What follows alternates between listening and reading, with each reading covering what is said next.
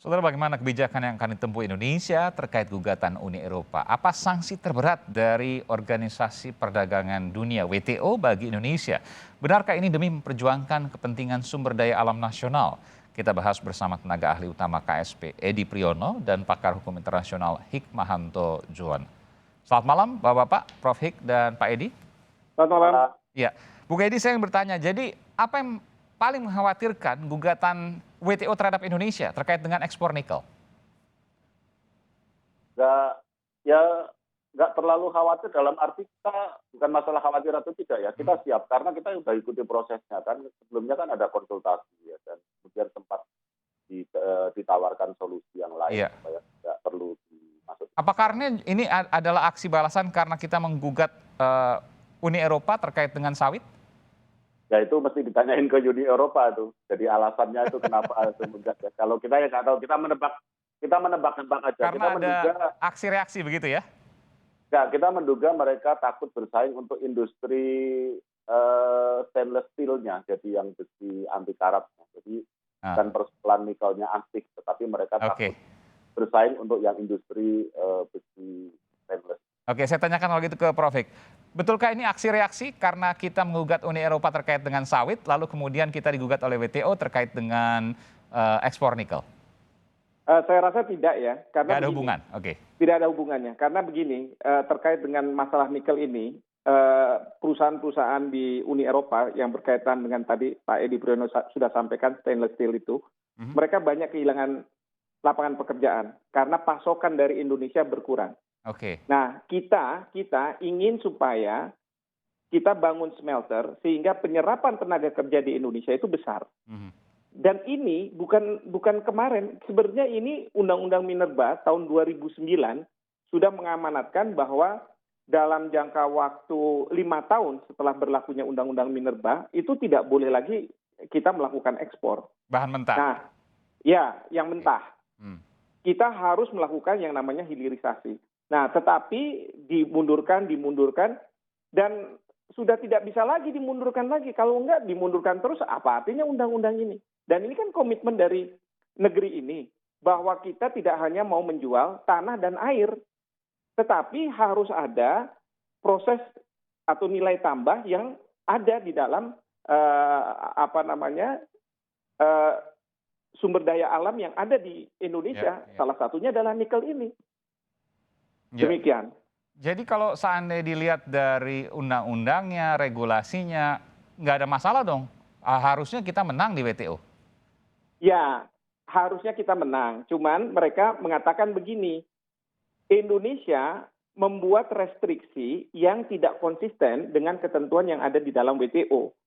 Nah, tinggal sekarang panel yang sekarang sudah dibentuk ya, tinggal nanti akan melakukan eksaminasi itu atau pemeriksaan perkara itu harus membuktikan apakah antara fakta dengan apa yang ada di dalam GATT itu cocok atau tidak. Kalau tidak cocok ya Indonesia tidak bisa disalahkan. Tapi kalau misalnya cocok, Indonesia disalahkan dan mungkin kita tidak boleh mengenakan restriksi itu. Nah, untuk ambil contoh ya, kita ini jangan juga khawatir, takut gitu ya. Karena kita pernah loh melawan Amerika Serikat dan menang soal kretek rokok. Iya, kita berangkat ke sana di WTO dan kemudian kita menggugat Amerika Serikat dan kemudian Amerika Serikat dikalahkan.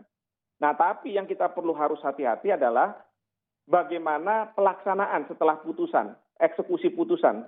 Itu yang agak kurang nih kita di Indonesia ini. Maksudnya? Gimana? Ya, jadi kadang kita bilang harusnya ini dilaksanakan, tapi Amerika Serikat akan mengatakan, udahlah nggak usah dilaksanakan, nanti kita kasih kompensasi ini itu, sehingga undang-undang kita nggak usah kita rubah. Di Amerika Serikat seperti itu. Untuk ini juga nanti akan jadi akan juga diuji soal itu. Tapi kita kalau Pak Presiden ya, Pak Jokowi mengatakan bahwa jangan grogi. Tentu ada pertanyaan, kalau seandainya kalah apa sih kerugian kita? Ya, kalau misalnya kalah, menurut saya kita tidak bisa melakukan pemurnian di dalam negeri. Artinya perusahaan smelter tidak terpakai, betul. Oke, dan itu merugikan kita karena kita ekspor bahan mentah. Betul. Tidak Betul menyerap sekali. tenaga kerja yang lebih besar. Dan nggak menyerap tenaga kerja. Nah Oke. itu yang kita harus lawan betul-betul itu. Oke.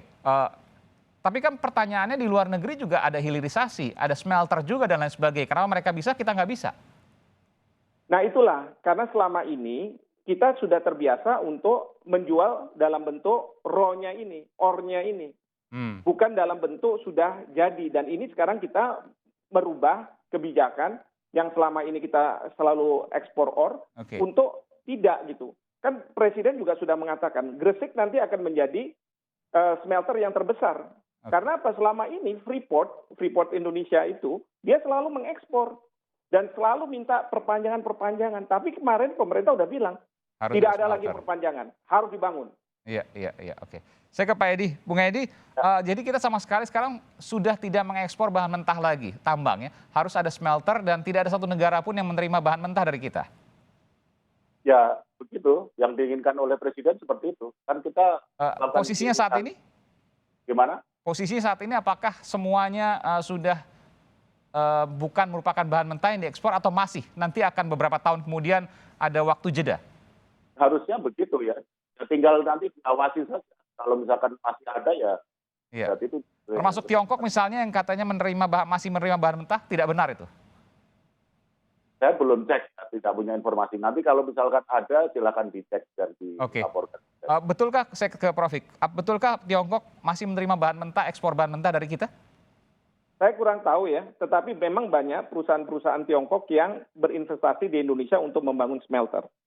Artinya mereka sudah mengantisipasi bahwa kalau di Indonesia nantinya tidak diperbolehkan lagi kita melakukan ekspor ore, maka itu akan dimakan oleh perusahaan-perusahaan smelter. Nah, perusahaan-perusahaan smelter ini oleh mungkin dari perusahaan-perusahaan Tiongkok itu akan disesuaikan dengan kebutuhan dari Tiongkok sehingga sudah jadi baru kemudian dikirim ke Tiongkok. Oke. Jadi ini yang tidak dilakukan oleh Uni Eropa. Ini yang kita harus lawan. Kita katakan ini Tiongkok aja dia mau ikut bangun dengan smelter. aturan kita. Iya. Oke. Jadi kalau mau terus lanjut ya harus bangun smelter juga di kita di Indonesia. Itu yang kemudian disampaikan. Betul. Oke, saya terakhir ke Pak Edi Priyono. Pak Edi, kemungkinan kita untuk menang berapa nih Pak? Di atas 50% atau di bawah 50%? Wah, kita nggak bisa memperkirakan itu. Yang jelas kita berusaha yang terbaik lah seperti yang diarahkan oleh Presiden.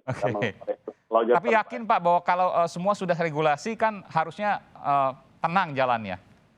Ya masalahnya kan tadi itu kan regulasi di kita. Justru regulasi itu yang digugat. Karena dasarnya Uni Eropa adalah regulasi di WTO atau di GATT ya, di General Agreement on Trade.